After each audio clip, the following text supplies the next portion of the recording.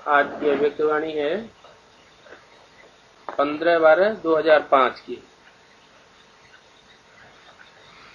Heading दिया है नए वर्ष में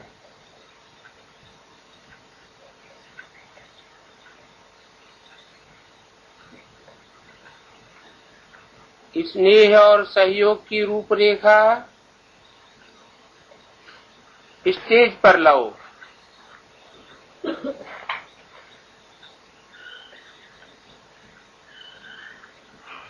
हर एक गुण और शक्तियों की गिफ्ट दो। आज परमात्मा बाप अपने चारों ओर के परमात्मा प्यार के अधिकारी बच्चों को देख रहे हैं।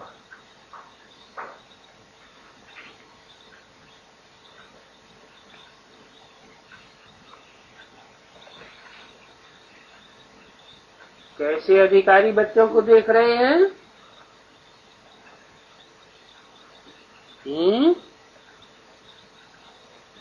परमात्मा प्यार के अधिकारी बच्चों को देख रहे हैं। ये परमात्मा प्यार विश्व में कोटों में से कोई को प्राप्त होता है।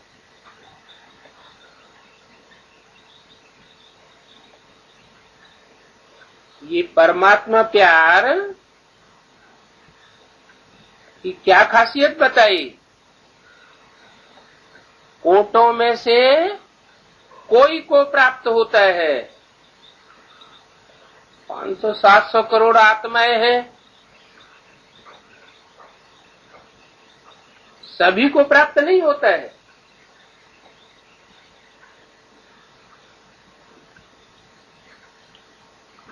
अव्यक्त रूप में तो होता ही है, लेकिन व्यक्त रूप में माना प्रैक्टिकल रूप में ये परमात्मा प्यार कोटों में से कोई को ही प्राप्त होता है।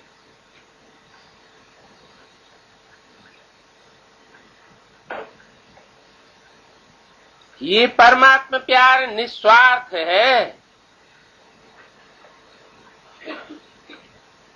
निस्वार्थ प्यार।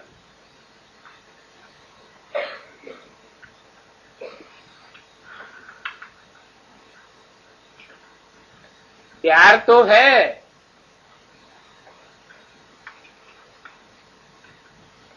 रथ के द्वारा है, लेकिन निस्वार्थ है। रथ ही न हो और फिर निस्वार्थ कहा जाए, ये तो कोई बड़ी बात नहीं। निस्वार्थ प्यार है क्योंकि एक परमात्मा पिता ही निराकार निरहंकारी है।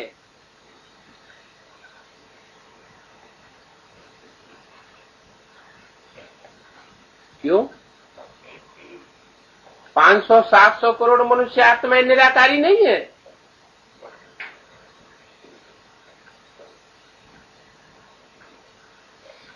निराकारी तो सभी है, लेकिन आत्माएं भी शरीर धारण करती हैं और परमात्मा बाप भी शरीर रथ अर्थात रथ धारण करता है।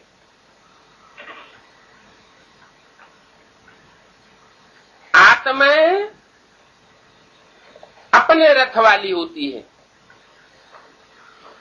इसलिए निस्वार्थ नहीं हो सकती। भक्ति मार्ग में भी गाया हुआ है, सुर नर मुनि सब की यह रीति, स्वार्थ लाग करें सब प्रीति। वो देवात्माएं ही क्यों न हो, हर आत्मा को सबसे पहले अपने रथ से प्यार होता है। इस दुनिया में कोई आत्मा निस्वार्थ नहीं हो सकती। एक परम पिता परमात्मा शिव ही है जो इस सृष्टि पर आकर के रथ भी धारण करता है और रथ लेते हुए भी निस्वार्थ होता है।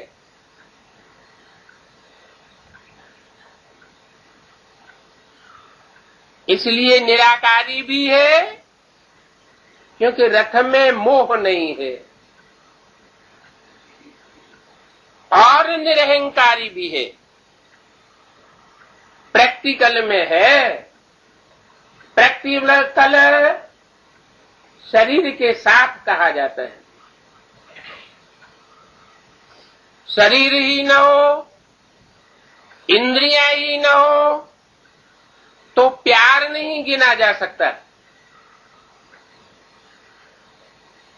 प्यार इंद्रियों के द्वारा होता है, मार भी इंद्रियों के द्वारा होती है, घृणा और द्वेष ये भी इंद्रियों के द्वारा ही होता है।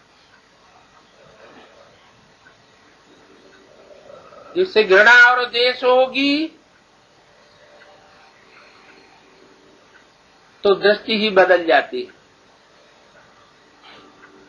दृष्टि से देखने में आता है, वाइब्रेशन से परखने में आता है कि इनको घृणा और द्वेष है।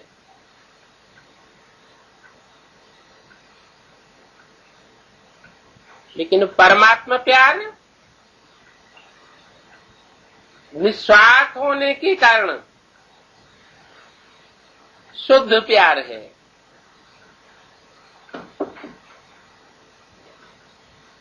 वो निराकारी है,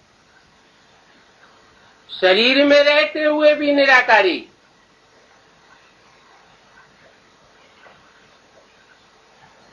रथ से कोई ममत्व नहीं, और जो निराकारी है वो निरहंकारी भी होता है। मनुष्यात्मा शरीरधारी होने के कारण कोई न कोई स्वार्थ में आ ही जाती है,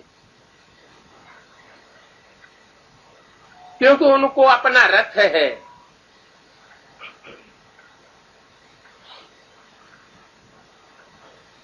परमपिता परमात्मा को अपना रथ नहीं है। परमात्मा बाप ही अपने बच्चों को ऐसा निस्वार्थ प्यार देते हैं, और कोई मनुष्य आत्मा नहीं दे सकती।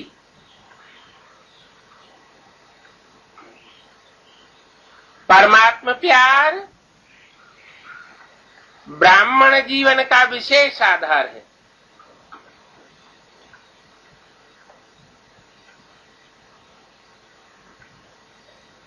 शूद्र जीवन का आधार नहीं है, विशेष वैश्य जीवन का आधार नहीं है, देवताई जीवन का भी आधार नहीं है। ब्राह्मण जीवन का विशेष आधार है। ब्राह्मण जीवन का जीवदान है। अगर ब्राह्मण जीवन में परमात्मा प्यार का अनुभव कम है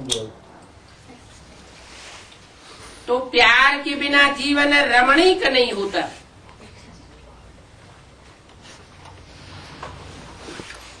इसलिए बोला है ब्राह्मण असली जीवन संगम युग में होता है, और संगम युग है ही मौजों का युग। रमणीक होगा तो मौजों का युग होगा, नहीं तो सूखा जीवन हो जाता है।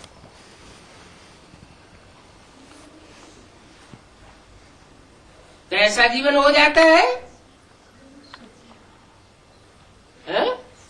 सूखा जीवन। तो सूखा देव नहीं बनना है, परमात्मा प्यार का अधिकारी बनना है।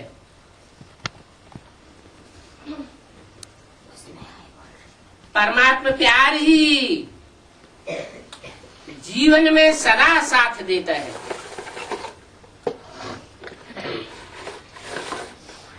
चाहे संगम युग हो, चाहे कोई दूसरा युग हो,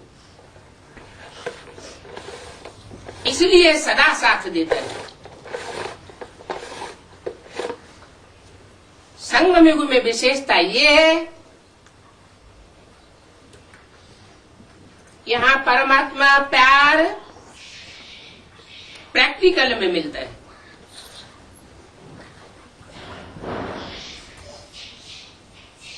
शरीर रूपी रथ में प्रवेश करके वो प्यार देता है और साथी बन करके सदा सहयोगी रहता है।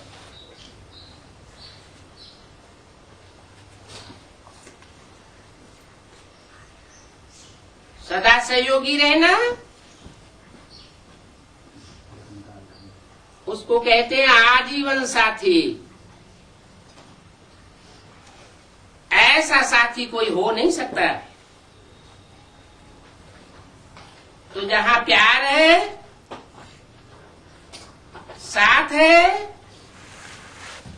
वहां सब कुछ बहुत सहज और सरल हो जाता है। प्रैक्टिकल में सदा साथ नहीं है और प्यार नहीं है तो न सहज होगा और न सरल होगा। बिंदु को याद करते रहो। बिंदु को याद करना ही कठिन हो जाता है। जितना बुद्धि से खींचेंगे उतना याद रहेगा। इसलिए बोला जहां परमात्मा प्यार है, परमात्मा सदा साथ है, वहां सब कुछ बहुत सहज है और सरल है।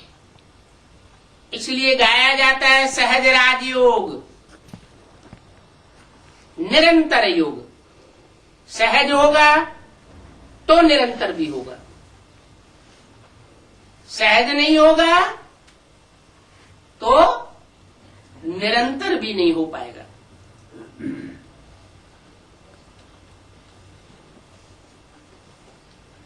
प्रैक्टिकल परमात्मा प्यार मोहब्बत का अनुभव कराता है, नहीं तो मेहनत का अनुभव होता है। ऐसा अनुभव है ना। परमात्मा प्यार जिसको मिलता है वो कोई भी प्रकार के व्यक्ति अथवा साधनों की आकर्षण में नहीं आ सकता।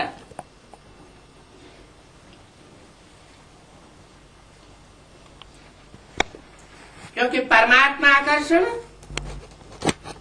परमात्मा प्यार ऐसा अनुभव कराता है जो सदा प्यार के कारण लवलीन रहते हैं।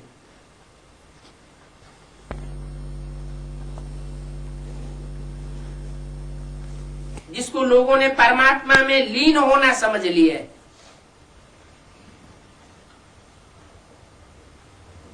अब लीन होने की कोई बात नहीं है कि आत्मा परमात्मा में लीन हो जाती है। क्या बात है?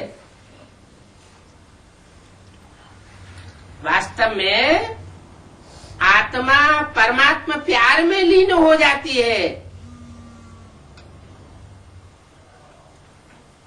जुदाई अनुभव नहीं होती।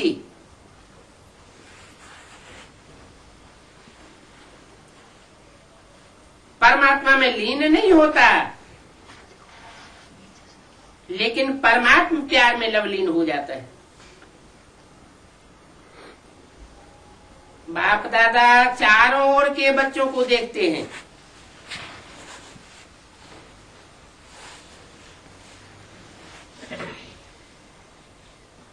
मूल रूप में कितनी दिशाएं हैं?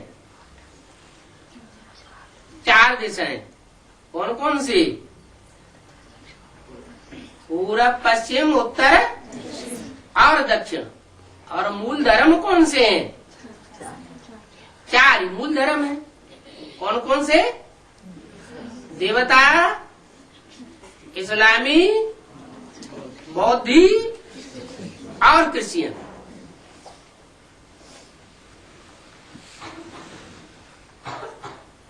कहते हैं देवताएं ऊंची स्टेज में रहते हैं। देवताओं का मुखिया कहाँ रहता है?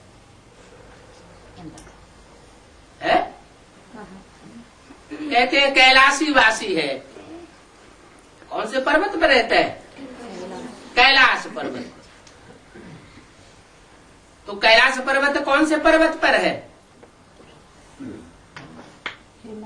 हिमालय पहाड़। हिमालय पहाड़ का एक हिस्सा कैलाशी, कैलाश पर्वत कहा जाता है। तो जब देवताओं का मुखिया ही ऐसी ऊंची स्टेज पर रहता है, तो दूसरे देवता कहाँ रहते होंगे? है? वो भी तो ऊंची स्टेज पर ही रहते होंगे। कौन सी दिशा में है हिमालय पहाड़ या कैलाश पर्वत? उत्तर। इसलिए उत्तर में यादगारें बहुत बनाई हुई हैं। केदारनाथ, बद्रीनाथ, विश्वनाथ, अमरनाथ।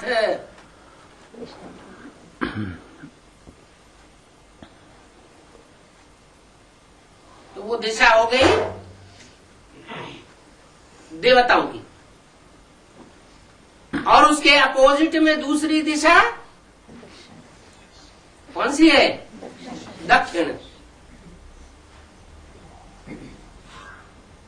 दक्षिणी देश कौन से हैं?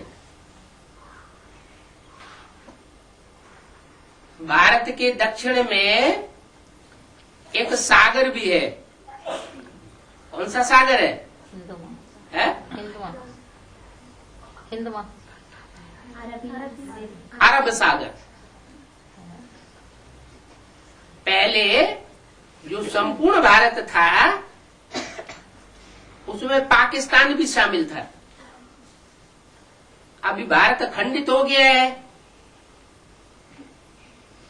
तो अरब सागर नहीं उतना गिना जाता। हिंद महासागर को दक्षिण सागर कहते हैं। लेकिन अरब देश, ये इस्लामियों के देश दक्षिणी देश कहे जाते हैं, जिसमें मिस्र, अफ्रीका, अरब देश वगैरह आ जाते हैं। तेरा पूर्व साइड में कौन सा धर्म है? बौद्ध धर्म। और पश्चिम में उसके अपोजिट पश्चिम में क्रिश्चियन धर्म। क्रिश्चियनिटी फैली हुई है। चाहे यूरोप हो, चाहे अमेरिका हो, तो 4 मुख्य धर्म और उनमें से चुनी हुई श्रेष्ठ आत्माएं भी हैं।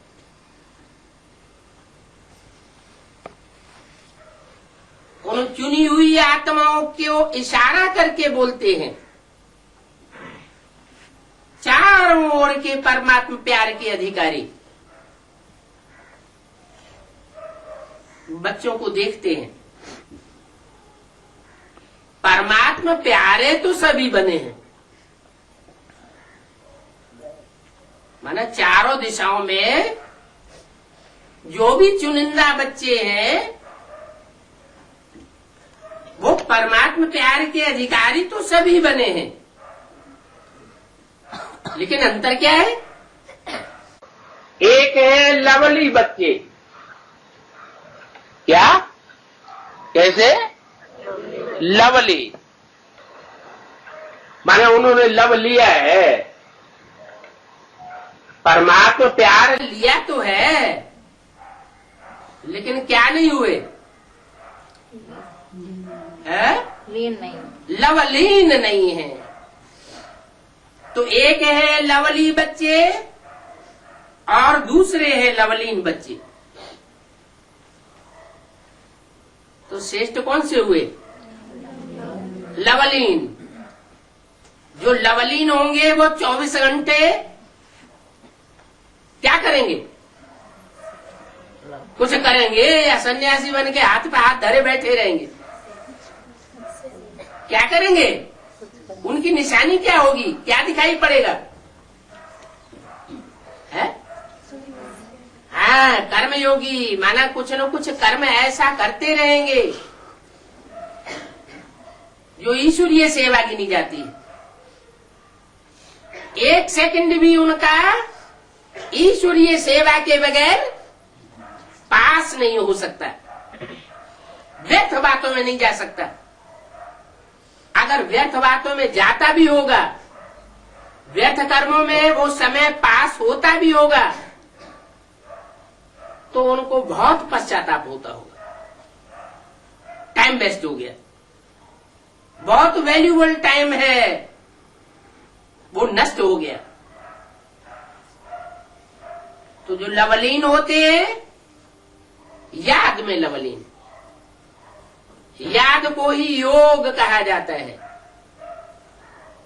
योगी का अर्थ क्या बताया? योगी सो सहयोगी। अगर लवलीन योगी है तो 24 घंटे कोई न कोई परमात्मा कार्य में सहयोगी बना रहेगा। तो अपने आप से पूछो, क्या पूछो? कि लवली तो सभी हैं, जो भी बच्चे चारों दिशाओं से चुने गए हैं, चारों मुख्य धर्मों से चुने गए हैं, वो लवली तो सभी हैं। लेकिन लवलीन कहां तक रहते हैं? और भी लवलीन बच्चों की निशानी है वो सदा परमात्मा फरमान में सहज सहज चलते हैं। क्या? जो भी परमात्मा का फरमान मिलेगा उसमें चलने में उनको कोई कठिनाई महसूस नहीं हो सकती। जो फरमान हाजिर जनाब, ऐसे नहीं हो सकता, वैसे नहीं हो सकता, ऐसा क्यों, ऐसे डायरेक्शन क्यों दे दिया, वो प्रश्न पैदा नहीं हो सकता। फरमान में भी रहते हैं और देहभान से कुर्बान भी रहते हैं, क्योंकि प्यार में कुर्बान होना मुश्किल होता है। प्यार में कुर्बानी भी बहुत आसान होती है, कोई बड़ी बात नहीं। देहधारियों के प्यार में लोगों ने कितनी कुर्बानियां की है, वो तो अधूरा प्यार होता है, स्वार्थ का प्यार होता है। और ये तो निस्वार्थ परमात्मा प्यार है। इसमें कुर्बान होना कठिन नहीं होना चाहिए। तो फरमान में भी रहते हैं और देहभान से कुर्बान भी रहते हैं, क्योंकि मुश्किल नहीं होता है। मोहब्बत में मुश्किल नहीं होता, मोहब्बत है तो आसान है, मोहब्बत नहीं है तो कठिन हो जाता है। तो सबसे पहला फरमान है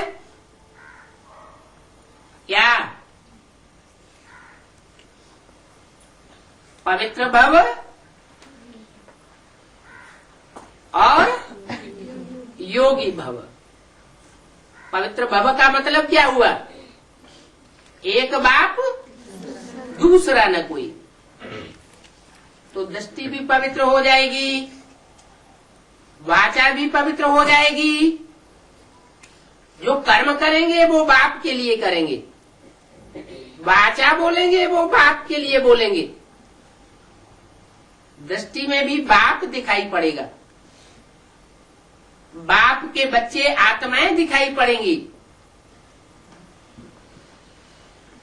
तो पवित्रता स्वतः ही समा जाएगी।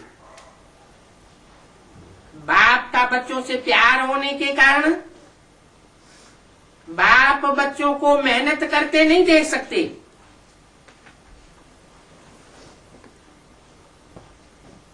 बच्चे बड़ी मेहनत करते हैं, मेहनत महसूस करते हैं। इससे क्या साबित होता है?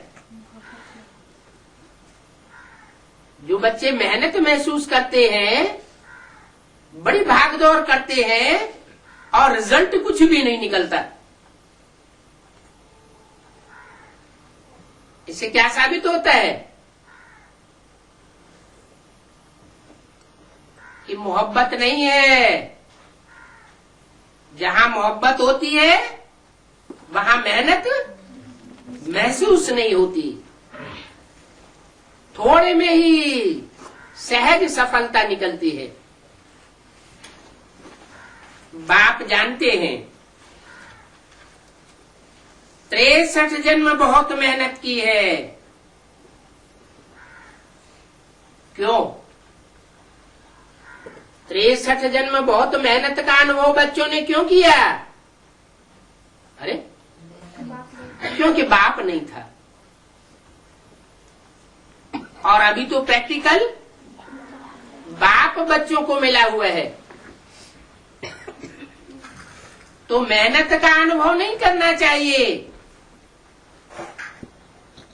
अभी ये अलौकिक जन्म मेहनत से मुक्त हो, अतीन्द्रिय सुख की मौज मनाने का युग है। तो मौज मना रहे हो या मेहनत करनी पड़ती है?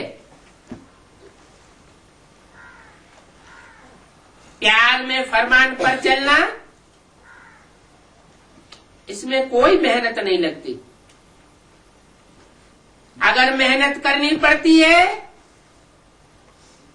तो जरूर प्यार की परसेंट कम है। कहां न कहां प्यार में कहीं न कहीं कोई व्यक्ति के ऊपर, कोई पदार्थ के ऊपर लीकेज हो रही है।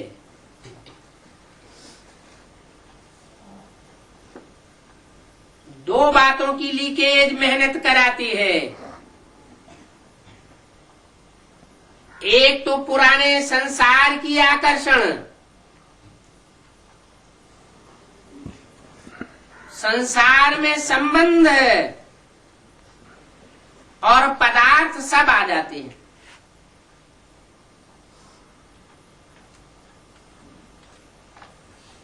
भांति भांति के संबंध होते हैं, भांति भांति के पदार्थ होते हैं जिनमें बुद्धि जाती है। पदार्थ मिलते हैं मन के अनुकूल, इच्छा के अनुकूल, तो पुरुषार्थ हो पाता है। वो पदार्थ नहीं मिलता है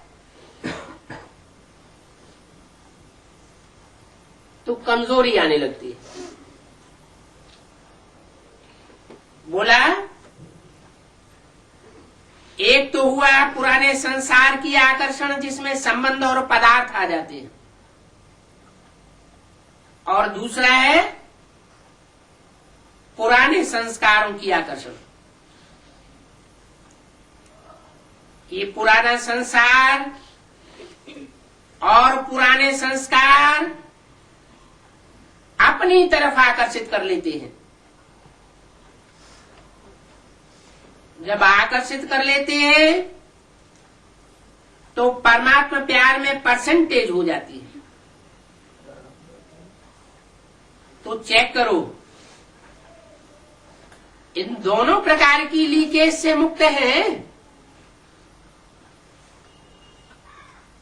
कौन से दोनों प्रकार बताए? पुराने संसार की आकर्षण, जिसमें संबंध और पदार्थ आ जाते हैं, और दूसरा पुराने संस्कारों की आकर्षण। याद करो, आप आत्मा के अनादि संस्कार और आदि संस्कार क्या थे?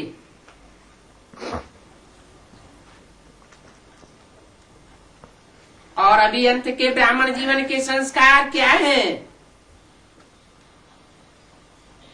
ये ब्राह्मण जीवन के संस्कार अनादि भी हैं और आदि भी हैं। इसलिए जो आज है वो अंत में भी श्रेष्ठ संस्कार होने चाहिए। ये पुराने संस्कार मध्य के हैं। मध्य द्वापर युग से ये पुराने संस्कार इमर्ज होते हैं। ना अनादि है और ना आदि है और ना अंत के हैं। लेकिन लक्ष्य क्या है सभी का?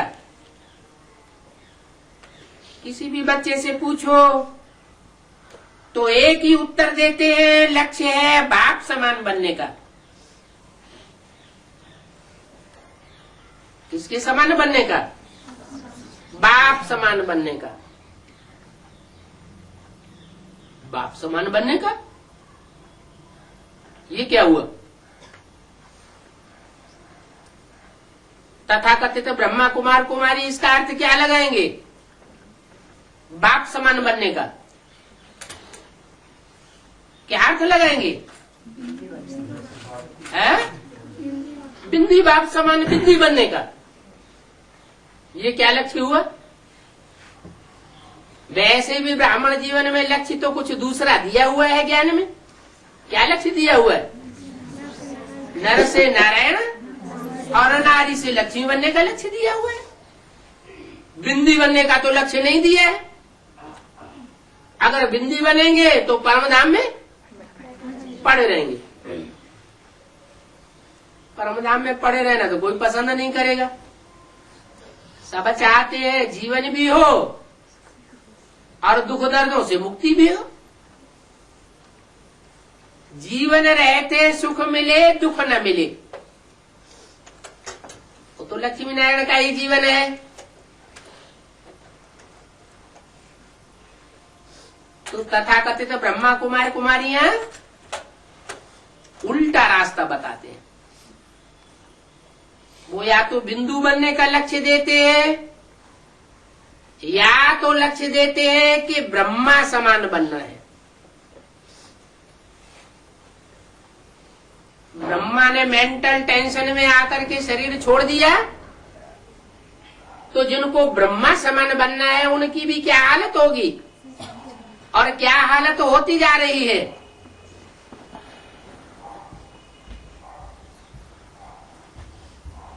हार्ट फेल होकर शरीर छोड़ना पड़ता है, क्योंकि जैसा लक्ष्य वैसे ही लक्षण आ जाते हैं। तो बाप समान का बनने का उल्टा अर्थ नहीं उठाना। बाप समान माना बाप निराकारी है, बिंदु है या प्रैक्टिकल साकार में है। प्रैक्टिकल साकार में है तो बाप समान बनने की बात पैदा होती है।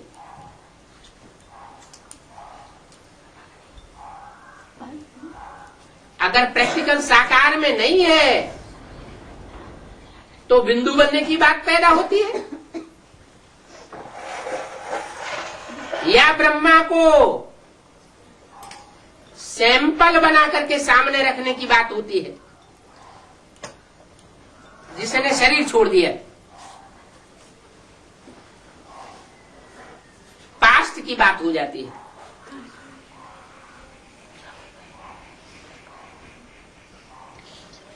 तो जो एडवांस में बच्चे हैं उनकी बुद्धि में तो आता है, कोई से भी पूछो तो एक ही उत्तर देते हैं, बाप समान बनने का है।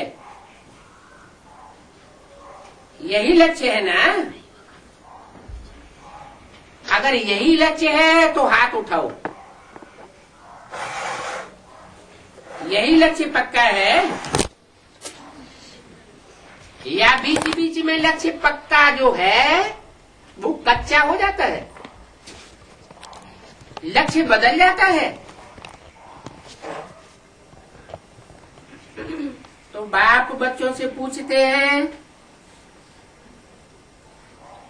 कि बाप और दादा दोनों के समान संस्कार कौन से हैं?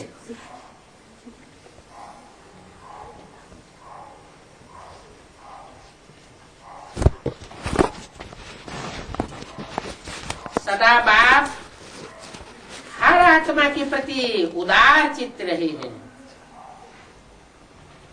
हर आत्मा के प्रति स्नेह और सम्मान स्वरूप में सहयोगी रहे हैं। ऐसे स्वयं भी अपने को हर आत्मा के प्रति सहयोगी अनुभव करते हो।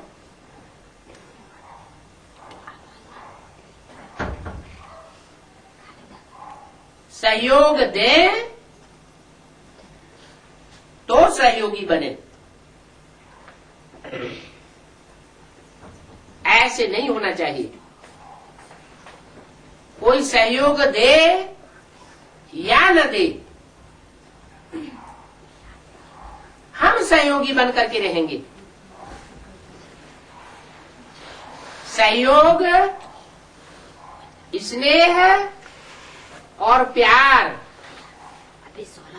ये मांगने की चीजें नहीं होती है। जो स्नेह देता है, प्यार देता है, सहयोग देता है, ये नियम बना हुआ है। जो देता है सो लेता है। इस जन्म में भी लेता है और संगम युग में नूद होती है तो जन्म जन्मांतर भी लेता है।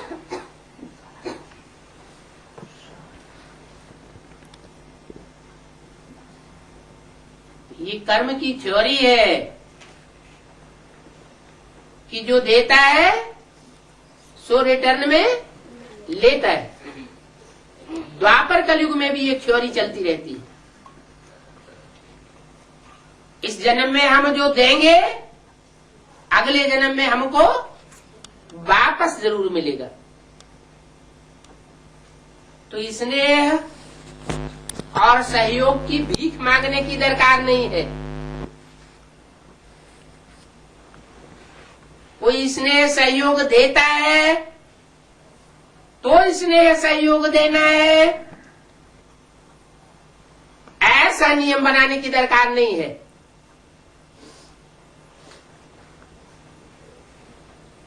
ये कमजोर आत्माओं का काम है। पावरफुल आत्माओं का काम है कोई सहयोग दे या न दे, प्यार दे या न दे, हमें देना है। स्नेह दे तो स्नेह ही बने नहीं। जैसे ब्रह्मा बाप हर बच्चे के प्रति सहयोगी बने, स्नेही बने, ऐसे सर्व के सदा स्नेही और सहयोगी बनो। कोई के स्नेही बनना है, कोई के सहयोगी बनना है, कोई का नहीं बनना है, ये भी उदार चित्त बच्चों का काम नहीं है। जैसे बाप दादा सदा हर बच्चे के प्रति उदार चित्त रहे, तो जो बाप के बच्चे होंगे सूर्यवंशी, उनका भी क्या काम होगा? हर आत्मा के प्रति उदार चित्त होंगे। इसको कहा जाता है बाप समान बनना। बाप कौन है? बाप ज्ञान सूर्य है। तो सूर्य किसी को कम रोशनी देता है, ज्यादा रोशनी देता है, पक्षपात करता है? नहीं करता ना। सबको समान देता है। तो जो सूर्यवंशी बच्चे होंगे वो सबको सदा स्नेही और सहयोग की दृष्टि से देखेंगे और प्रैक्टिकल एक्ट में भी लावेंगे। अगर कोई भी बच्चे को इन बातों में मेहनत करनी पड़ती है, संस्कार परिवर्तन करने में, तो उसका कारण क्या होता है? ब्रह्मा बाप ने अपने ऊपर अटेंशन रखा। अटेंशन रखना अच्छी बात है, लेकिन मेहनत नहीं की। संस्कार परिवर्तन में मेहनत का कारण है लवली बने हैं,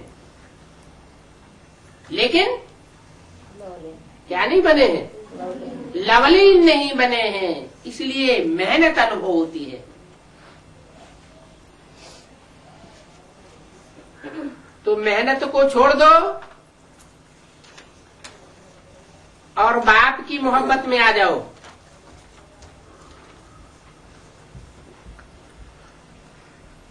दिसंबर 2005 की अव्यक्तवाणी का दूसरा पेज। बाप दादा तो हर बच्चे को लवली बच्चा समझते हैं, जानते भी हैं, जन्म पत्री हर एक की जानते हैं। फिर भी बाप दादा क्या कहेंगे? लवली बच्चे हैं। कड़ुआ बोलते हैं, कड़ुए काम करते हैं, कड़ुआहट आ जाती है वातावरण में, फिर भी बाप दादा लवली के रूप में देखते हैं। बाप दादा हर बच्चे को एक ही पढ़ाई, एक ही पालना, एक ही वरदान सदा देते हैं। चाहे लास्ट नंबर मन का भी है, जानते हैं कि ये लास्ट नंबर मन का है।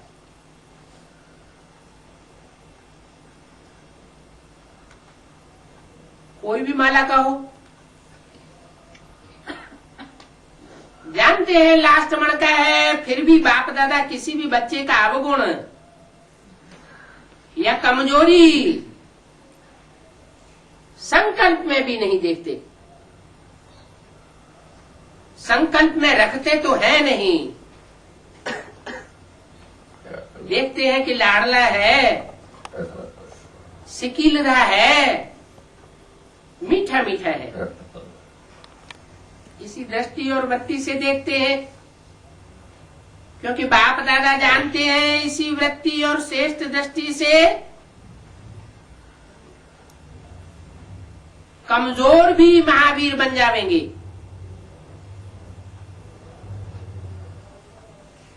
ऐसे ही अपने श्रेष्ठ वृत्ति और स्वभावना, शुभ कामना द्वारा किसी का भी परिवर्तन कर सकते हो।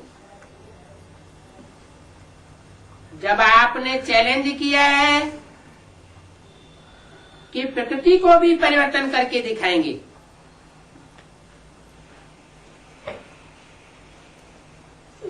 चैतन्य आत्माओं को परिवर्तन करना, ये तो कोई बड़ी बात नहीं। चैतन्य आत्माओं में तो चैतन्यता होती है, मन बुद्धि भी चैतन्य होती है। बात की गहराई को समझ सकते हैं।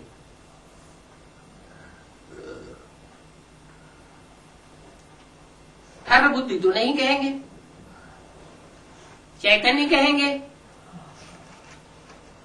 लेकिन प्रकृति तो जड़ है, जड़त्वमयी है।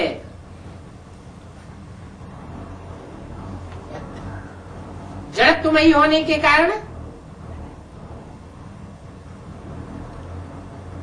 हठवादिता आ जाती है।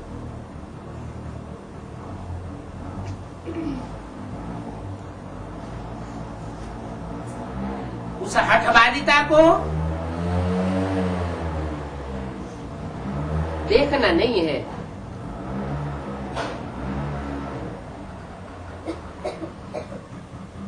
जो भी जड़ जंगम है, सारी सृष्टि को परिवर्तन करना है। अगर जड़ प्रकृति का भी परिवर्तन नहीं हुआ और वो विनाशकारी कार्य करती रही,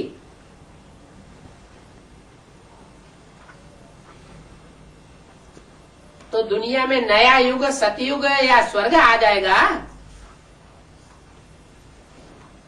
कि नरक ही बना रहेगा? क्या होगा?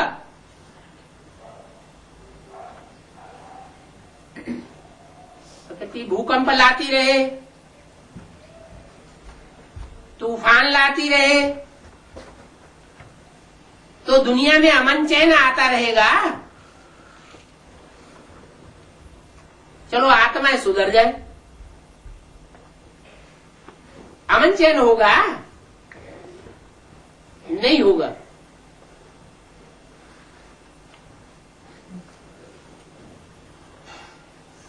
तो प्रकृति को भी परिवर्तन करके दिखाना है।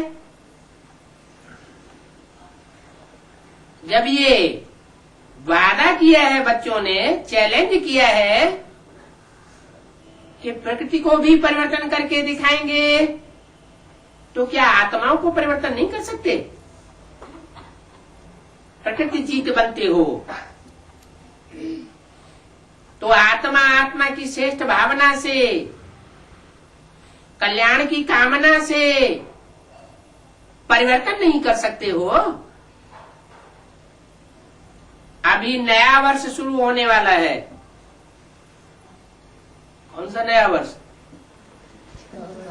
है? 2006।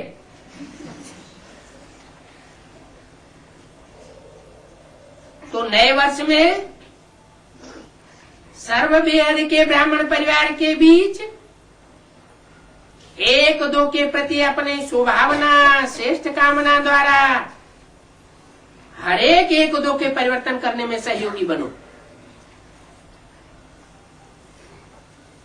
चाहे कमजोर है, जानते हो इसके संस्कार में ये कमजोरी है, लेकिन आप स्नेह और सहयोग की शक्ति द्वारा उसके सहयोगी बनो।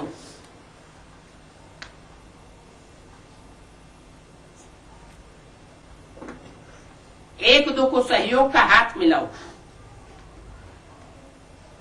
इस सहयोग के हाथ मिलाने का दृश्य ऐसा बन जाएगा जैसे हाथ में हाथ स्नेह में मिलाते हैं। सहयोग का हाथ मिलाना, स्नेह का हाथ मिलाना, तो जरूर माला बन जाएगी।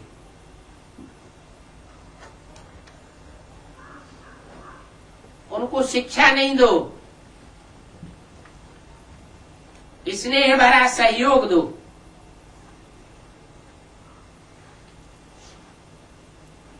उनसे न्यारा नहीं बनो, बात ही करना छोड़ दिया, उनके बारे में सोचना ही छोड़ दिया, तो जैसे न्यारे हो गए। न्यारा नहीं बनो, किनारा नहीं करो, उनके जीवन का सहारा बनो, क्योंकि आपका यादगार अंतिम यादगार क्या है? आपका अंतिम यादगार रुद्रमाला है या विजयमाला है? आखिरी तो रुद्रमाला के मणके भी नंबरवार विजयमाला में पिरोए जाएंगे। तो आपका यादगार विजयमाला है। हरेक मणका मणके के साथ ही सहयोगी है, तो माला का यादगार बना है।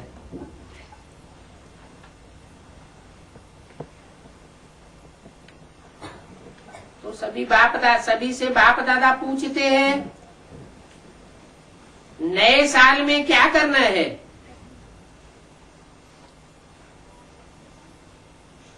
संदेश देने का कार्य तो बहुत किया, कर रहे हैं, करते रहेंगे। अब संदेश वाहकों के सहयोग और स्नेह की रूपरेखा स्टेज पर लाओ। महादानी बनो, अपने गुणों का सहयोगी बनाओ।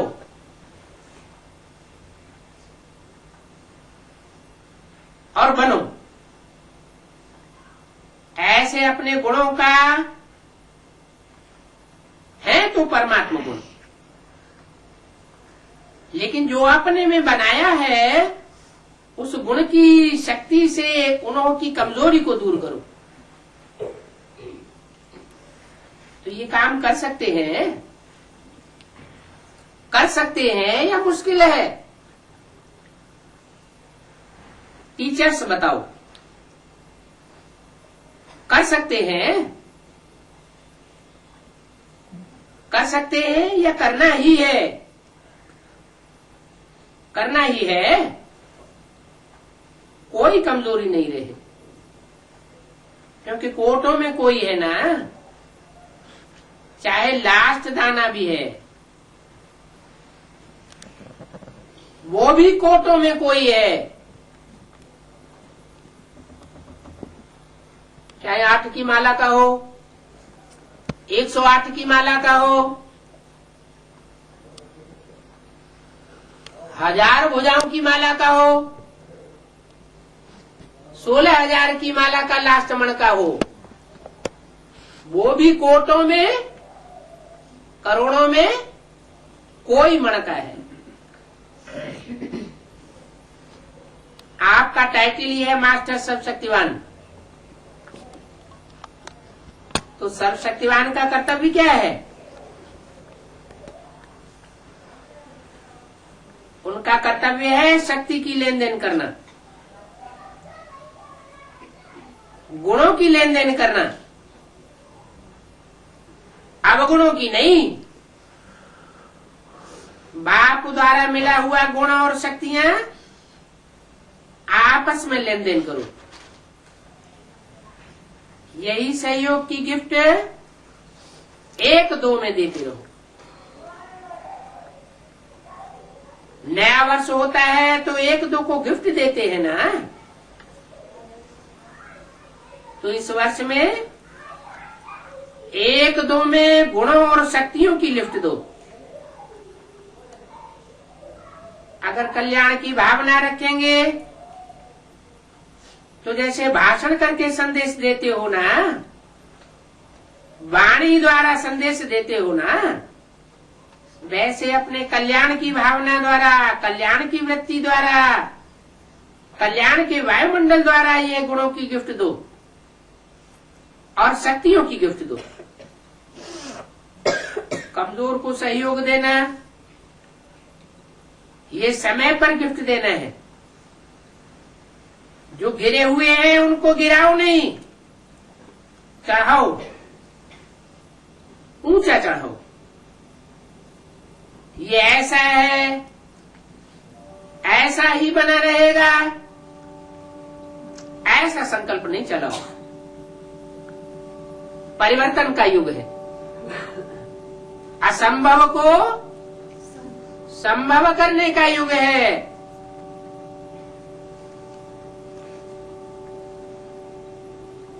तो भावना रखो, ये प्रभु प्यार के पात्र हैं। कोटों में कोई आत्मा है, विशेष आत्मा है, और ये भी विजयी बनने वाली आत्मा है। ये दृष्टि रखो।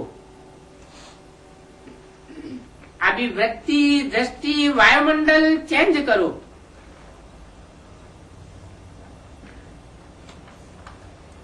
कुछ नवीनता करनी चाहिए ना। कमजोरी को देखते हुए भी देखो नहीं, उनको उमंग उत्साह दो, सहयोग दो। ऐसा ब्राह्मण संगठन तैयार करो तो बाप दादा विजय की ताली बजाएंगे।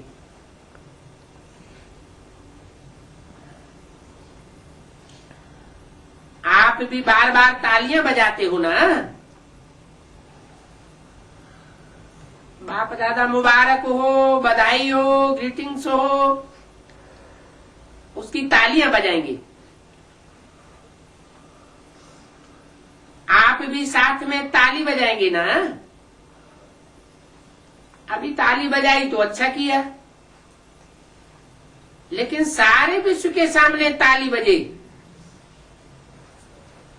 सबके मुख से ये आवाज निकले। क्या आवाज निकले?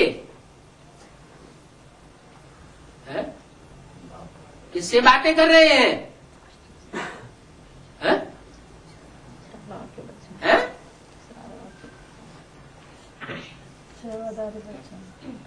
सबके मुख से ये आवाज निकले, हमारे इष्ट देव आ गए।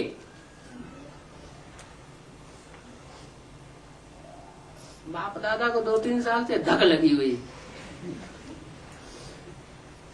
हमारे पूज्य आ गए। तो ये लक्ष्य पक्का है ना? किनका है? जो अष्टदेवों की लिस्ट में आएगा उनका, हमारा तो कोई काम नहीं। अरे अष्टदेवों का नाम डिक्लेयर हो गया क्या है? नाम डिक्लेयर हो गया? नहीं। तो हमारा नंबर आ सकता है कि नहीं आ सकता है? आ सकता है? अरे क्यों नहीं आ सकता है?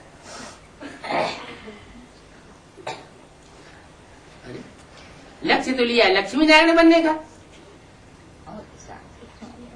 लक्ष्मी नारायण नहीं बनेंगे तो कम से कम लक्ष्मी नारायण के समान तो बन जाएंगे।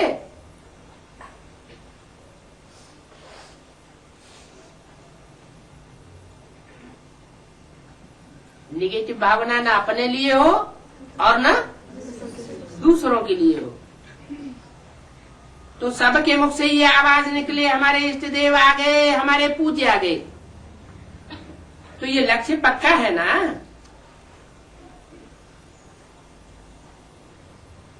पक्का है लक्ष्य?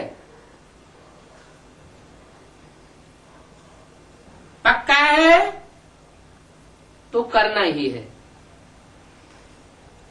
पक्का नहीं है, अच्छा जितना हो जाएगा उतना हो जाएगा, नहीं हो जाएगा तो देखा जाएगा। तो लक्ष्य क्या करना चाहिए?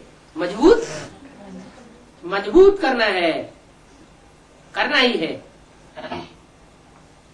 या क्या ऐसे सोचेंगे कि देखेंगे, प्लान बनाएंगे? प्लान क्या, करना ही है। अभी सभी इंतजार कर रहे हैं। जो भी इंतजार करने वाले हैं, अभी इन्हों का इंतजार समाप्त करो।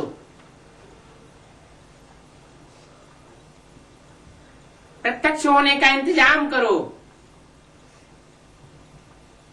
देखो प्रकृति भी अभी कितनी तंग हो रही है।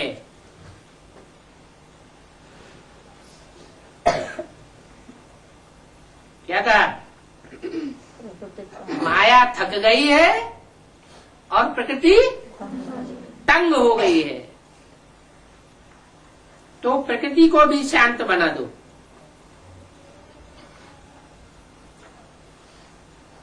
बहुत अशांत हो रही है,